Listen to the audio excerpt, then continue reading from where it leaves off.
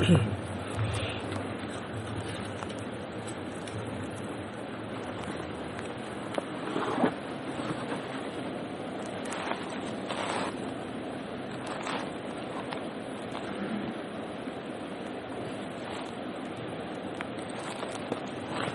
اللہ الرحمن الرحیم الحمد للہ وکفا وسلام علی عبادہ الذین اصطفیٰ اما بعد۔ حضرت مخول سے منقول ہے کہ وہ کہتے ہیں کہ ایک دن میرے پاس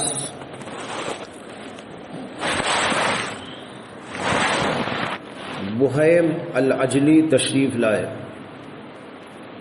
اور کہنے لگے کہ آپ اپنے پڑوسیوں یا دوستوں میں کسی ایسے شخص سے واقف ہیں جو حج کا ارادہ رکھتا ہو اور آپ کی دانست میں میری رفاقت کے لیے مناسب ہو؟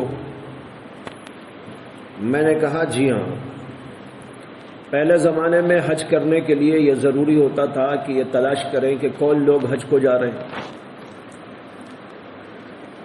راستے آج کی طرح نہیں تھے اور نہ اتنے آسان سفر کے حالات تھے، اس وجہ سے لوگ تلاش کرتے تھے کہ ادھر سے کون لوگ حج کے لیے جانے والے ہیں۔ اس لیے انہوں نے کہا کہ اگر آپ کے علم میں کوئی ایسا آدمی ہو جو حج کو جا رہا ہو تو آپ مجھے بتائیں جو میرے لیے مناسب ہو۔ فرماتے ہیں کہ میں نے کہا کہ جی ہاں۔ چنانچہ میں محلے کے ایک شخص کے پاس گیا جس میں دینداری اور نیکی تھی اور ان دونوں کے درمیان میں ملاقات کرا دی۔ وہ دونوں حضرات رفاقت سفر پر آمدہ ہو گئے۔ پھر حضرت بہیم اپنے اہل و عیال کے پاس چلے گئے۔ جب دوسرا دن ہوا تو وہ صاحب میرے پاس آ کر کہنے لگے، یعنی وہ جو دوسرا آدمی تھا، وہ آ کر کہنے لگے جناب میں چاہتا ہوں کہ آپ میری طرف سے اپنے ساتھی سے معذرت کر دیں، یعنی میں بہیم مجلی کے ساتھ سفر میں جانا نہیں چاہتا اور میرے علاوہ کوئی دوسرا رفیق تلاش کر لیں۔ میں نے کہا واہ صاحب خوب رہی، کیوں، کیا بات ہے؟ خدا کی قسم میرے علم کے مطابق حسن اخلاق، صبر و تحمل میں کوفے میں ان کی کوئی نظیر نہیں۔ میں نے ان کے ساتھ بحری سفر کیا ہے، میں نے ان کے اندر تو خیر ہی خیر پایا۔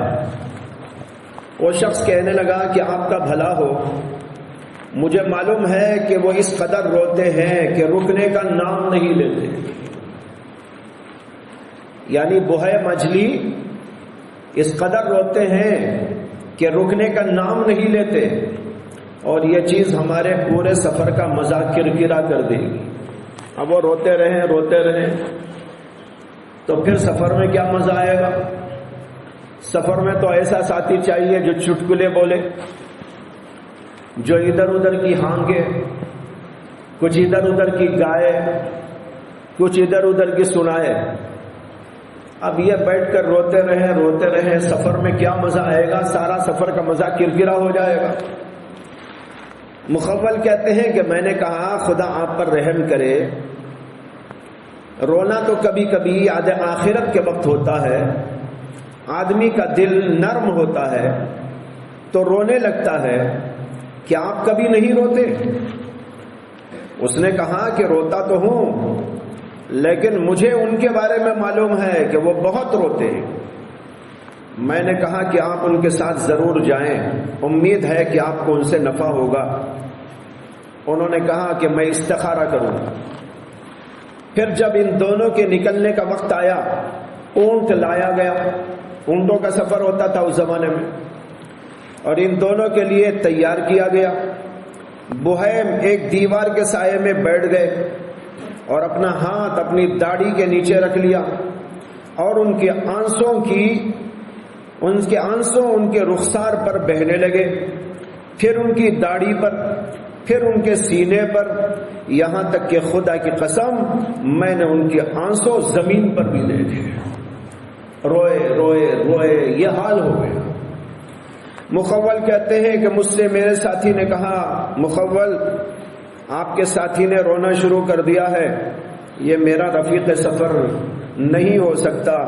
میں نے کہا ذرا صبر کرو، نرمی سے کام لو، ہو سکتا ہے کہ ان کو اپنے اہل و عیال اور ان کی جدائی کا خیال آ گیا ہو، اس لیے رقت طاری ہو گئی ہو۔ بحیر نے یہ سنا تو کہا ارے بھائی خدا کی قسم ایسی کوئی بات نہیں ہے، بیوی بچے یاد آ کے نہیں رو رہا ہوں، بات صرف یہ ہے کہ اس سفر سے مجھے سفر آخرت کی یاد آ گئی، اس سفر سے مجھے سفر آخرت کی یاد آ گئی۔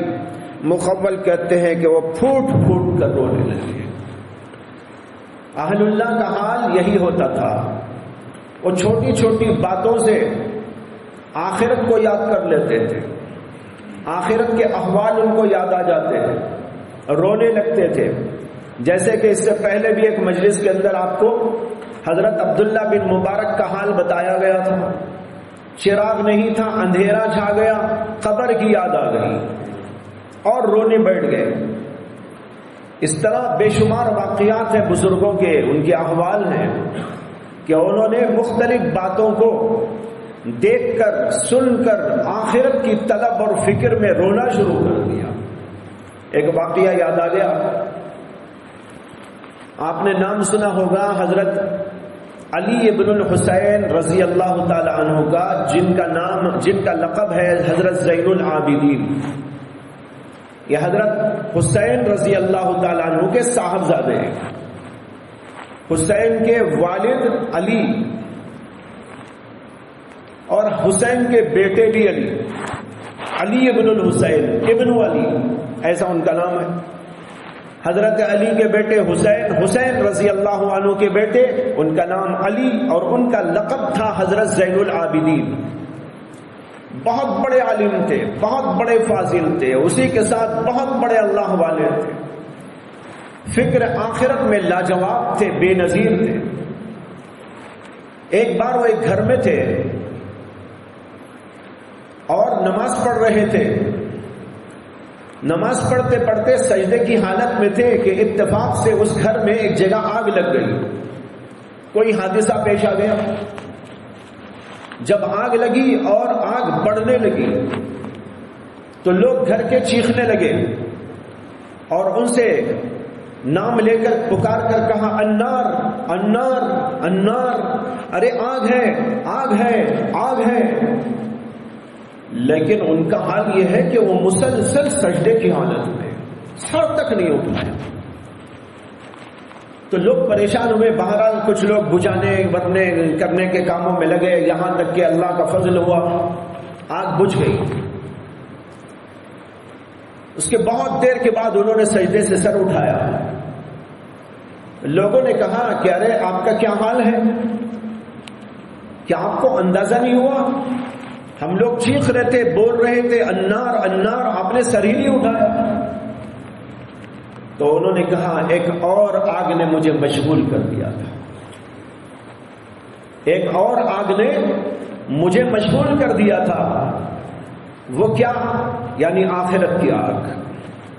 آخرت کی آگ نے مجھے اپنی طرف ایسا مشغول کیا کہ مجھے اس کا دھیان نہیں رہا۔ یہ حال ہوتا تھا ان لوگوں کا۔ ایک بزرگ کے بارے میں لکھا ہے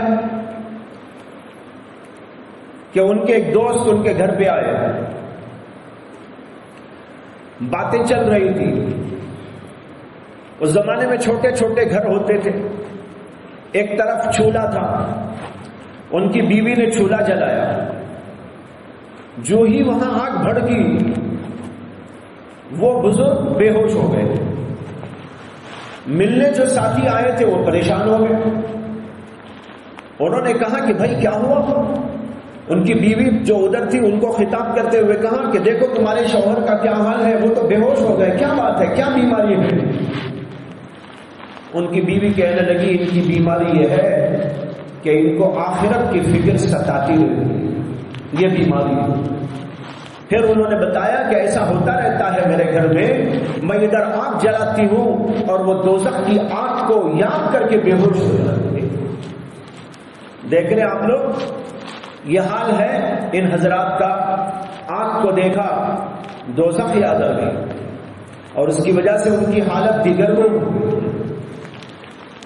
اسی طرح حضرت عمر رضی اللہ عنہ کے بارے میں آتا ہے، جب کبھی آگ جلائی جاتی تو حضرت عمر بن خطاب رضی اللہ عنہ آگ کے قریب جاتے، اپنا ہاتھ اس میں ایسا رکھتے، یعنی بھانپ اس کی محسوس کرتے، اور پھر اپنے ہی نفس سے خطاب کرتے اور کہتے، یا ابن الخطاب، ارے خطاب کے بیٹے، ذرا دیکھ لے یہ دنیا کی آگ ہے، اس دنیا کی آگ کو تو برداشت نہیں کر سکتا، تو کیا تیرے اندر اتنی ہمت ہے کہ تو دوزخ کی آگ کو برداشت کرے؟ یہ کہہ کر رونے لگتے۔ یہ ہے اہل اللہ کا حال۔ تو یہاں بھی وہی صورت پیش آئی کہ انہوں نے کہا کہ اس سفر کی وجہ سے مجھے سفر آخرت یاد آ گیا، آج یہاں کا سفر ہو رہا ہے، ایک دن وہ بھی آئے گا کہ اللہ کی طرف سفر کر کے جانا ہوگا۔ اسی لیے جو دعا سفر کی ہے، یاد ہے کسی کو دعا سفر کی؟ کیا ہے؟ سبحان الذی سخر لنا ھذا وما كنا له مقرنین، اس کے بعد وَإِنَّا إِلَىٰ رَبِّنَا لَمُنْقَلِبُونَ۔ غور کرو ان جملوں میں تعلق کیا ہے۔ پہلے کہا گیا سبحان الذی سخر لنا ھذا، پاک ہے وہ ذات جس نے ہمارے لیے اس سواری کو مسخر کر دیا۔ اگر اللہ نے اسے مسخر نہ کیا ہوتا تو ہم اس کے اوپر سوار کیسے ہوتے؟ وما كنا له مقرنین وَإِنَّا إِلَىٰ رَبِّنَا لَمُنْقَلِبُونَ، اور ہم اللہ کے دربار میں بھی جانے والے ہیں۔ اب یہاں سواری پہ سوار ہو کر ایک دنیا میں سفر کر رہے ہیں، کسی ملک کو جا رہے ہیں، کسی علاقے کو جا رہے ہیں، کسی محلے کو جا رہے ہیں، لیکن حکم یہ ہے کہ یہ دعا پڑھو، اس لیے کہ اس کے اندر تمہارے اس سفر سے تمہارے آخرت کا سفر یاد آ جائے، اس لیے جملہ اس کے اندر بڑھایا گیا وَإِنَّا إِلَىٰ رَبِّنَا لَمُنْقَلِبُونَ۔ یہی بات یہاں پر ہوئی، وہ کہتے ہیں کہ اس سفر سے مجھے سفر آخرت یاد آ گیا۔ مخول کہتے ہیں کہ مجھ سے میرے دوست نے کہا، خدا کی قسم یہ تمہارے میرے ساتھ پہلی عداوت نہیں ہے، یہ تمہاری میرے ساتھ پہلی عداوت نہیں ہے، میرا بحیر سے کیا واسطہ؟ یعنی وہ آدمی کہنے لگا تم نے تو ان کو میرے اوپر لا کے تھوپ دیا ہے، میرے سے دشمنی کر رہے ہو، اور پہلے بھی تم نے ایسی دشمنی کی ہے، یہ دوبارہ پھر دشمنی تم نے کر دی، بحیر سے میرا کیا واسطہ؟ آپ کو تو بحیر اور داؤد تائی اور ابو الاحوص کے درمیان رفاقت قائم کرنا چاہیے۔ وہ آدمی کہنے لگا کہ میرے ساتھ ان کو مت جوڑو سفر کے لیے، ان کو جوڑو تو کس کے ساتھ جوڑو؟ داؤد تائی کے ساتھ جوڑو اور ابو الاحوص کے ساتھ میں جوڑو، ان کا جوڑ ان سے ہو سکتا ہے، میرا اس سے کیا جوڑ ہو سکتا ہے؟ یہ سب مل کے روتے رہے۔ اہل اللہ بیٹھ جاتے تھے تو کبھی روتے تھے۔ غالباً میں نے پہلے سنایا تھا کہ حضرت عمر بن عبدالعزیز رحمۃ اللہ علیہ کے ہاں روزانہ فقہا کا اجتماع ہوتا تھا، حضرات فقہا علماء جڑتے تھے اور وہاں تذکرہ صرف موت کا، آخرت کا، احوال آخرت کا ہوا کرتا تھا، اس کے علاوہ کوئی تذکرہ نہیں، اور پھر اس کے بعد سب مل کے روتے رہتے تھے۔ یہ بات میں نے پہلے بھی آپ کو سنائی۔ تو کہا ان کے درمیان میں رفاقت قائم کرنا چاہیے تھا تاکہ یہ لوگ آپس میں مل کے روئیں، یہاں تک کہ وہ لوگ شفا یاب ہو جاتے یا ایک ساتھ مر جاتے۔ مخول کہتے ہیں کہ میں برابر ان کو صبر اور نرمی پر آمادہ کرتا رہا اور کہتا رہا کہ آپ کا بھلا ہو، شاید یہ آپ کا سفر بہتر سفر ہو۔ مخول کہتے ہیں کہ وہ آدمی کثیر الحج، صلاح و تقوی والا تھا، تاہم وہ ایک تاجر، صاحب ثروت اور اپنے کام میں لگا رہنے والا تھا، لیکن صاحب حزن و بکا نہیں تھا۔ مخول کہتے ہیں کہ اس نے مجھ سے کہا کہ اس مرتبہ مجھے یہ مرحلہ پیش آیا ہے اور ممکن ہے کہ اس میں خیر ہو۔ راوی کہتے ہیں ان باتوں کا بہیم کو کچھ علم نہ ہوا، وہ اپنے رونے میں ایسے مشغول تھے کہ ہماری گفتگو تک کا ان کو علم نہ ہوا۔ اگر وہ کچھ جان لیتے تو شاید اس کے ساتھ ہرگز نہ جاتے۔ مخول کہتے ہیں کہ وہ دونوں اس کے بعد ساتھ نکلے، یہاں تک کہ حد سے فارغ ہو کر واپسی ہو گئی۔ دونوں میں سے ایک یہ سمجھتا رہا کہ اس کے ساتھی کے علاوہ اس کا کوئی بھائی بھی ہے، چنانچہ جب میں اپنے پڑوسی کے ساتھ سلام کرنے اور سفر کے حالات معلوم کرنے پہنچا تو اس نے مجھ سے کہا، میرے بھائی، اللہ تعالیٰ تمہاری طرف سے تو اللہ تعالیٰ میری طرف سے تمہیں بہترین بدلہ عطا فرمائے۔ میں نے کبھی یہ نہ سوچا تھا کہ ابو بکر بہیم اجلی جیسا کوئی موجود ہے۔ خدا کی قسم وہ خرچ کرنے میں مجھ پر سبقت لے گئے، یہاں تک کہ وہ تنگ دست تھے اور میں مالدار۔ وہ خدمت میں بھی مجھ سے آگے بڑھ گئے، جبکہ میں طاقتور وہ جوان تھا اور وہ کمزور اور بوڑھے۔ وہ میرے لیے کھانا پکاتے تھے جبکہ وہ روزے دار تھے اور میں بے روزہ تھا۔ رونے کے وقت تو رویا، لیکن جب دوسرا موقع آیا تو دوسری خدمت بھی کرنے لگے۔ جوان کی خدمت بوڑھے کرنے لگے، پیسہ بھی خرچ کرنے لگے۔ کہتے ہیں کہ میں نے کہا، تمہارا معاملہ ان کے ساتھ دیر تک گریہ وزاری میں مشغولیت کی وجہ سے کیسے رہا جس کو تم ناپسند کرتے تھے؟ تو اس نے جواب دیا، خدا کی قسم میں اس گریہ وزاری سے مانوس ہو گیا اور میرا دل اس حد تک مسرور ہو گیا کہ میں ان کے ساتھ اس عمل میں شریک ہو جاتا تھا، یعنی خود بھی رونے لگتا تھا۔ سفر کے دوران اس کی وجہ سے دیگر رفقا تکلیف محسوس کرتے تھے، بخدا پھر وہ لوگ بھی اس سے ایسے مانوس ہو گئے کہ جب وہ لوگ ہمیں گریہ وزاری کرتے دیکھتے وہ لوگ بھی رونے لگتے اور آپس میں کہتے، وہ کون سی چیز ہے جس نے ان کو ہم سے زیادہ رلانے والا بنا دیا، حالانکہ انجام سب کا ایک ہے۔ اتنا کہہ کر وہ بھی رونے لگتے تھے۔ یہ واقعہ عبرت کا واقعہ ہے، ہم کو بھی آپ کو بھی سوچتے رہنا ہے، اپنے حالات کا جائزہ اور آنے والے احوال کا جائزہ۔ اللہ تبارک و تعالی ہم سب کو خیر اور عافیت اور بھلائی مقدر فرمائے۔ وآخر دعوانا الحمدللہ۔